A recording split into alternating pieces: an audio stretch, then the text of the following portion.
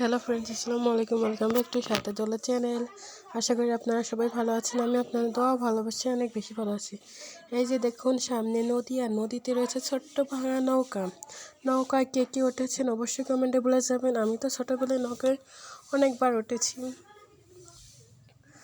আর এই দেখুন, আমার নানুর বাসার পাশেই রয়েছে কত বড় নদী। এই নদীটির নাম মাথাভাঙা নদী।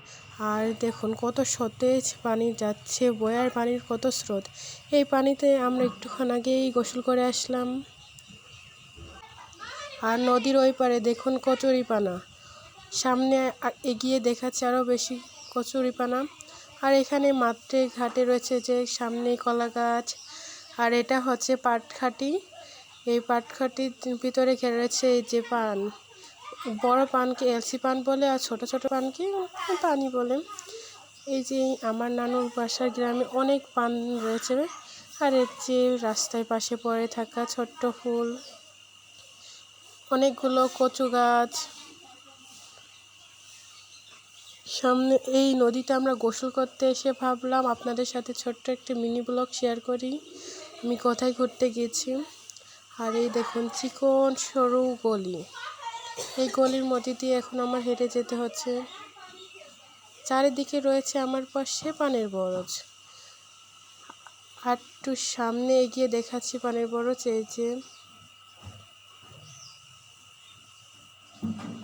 দেখুন কত সুন্দর সুন্দর পান ধরে রয়েছে। এই পানগুলো লতা পাতা আকারেই হয়। আর এই দেখুন কি গেট, ভাঙা ছোট গেট, এর মধ্যে তো চোর খুব সহজেই ঢুকতে পারবে।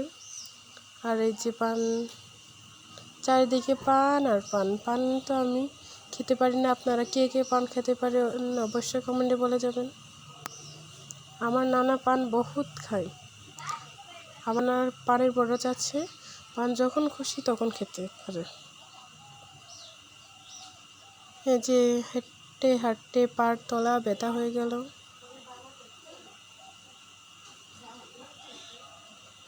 যে পান,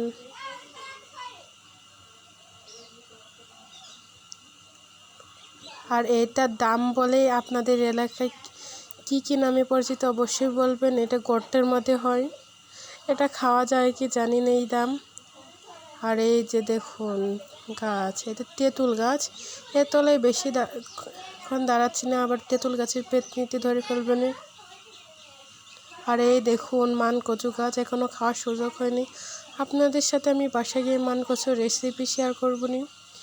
আমি বাসার কাছে চলে এসেছি। আর এই দেখুন মসজিদ, আমার নানুর বাসার পাশে বাজার আর মসজিদ, এই মসজিদের পাশে আমার নানু বাড়ি।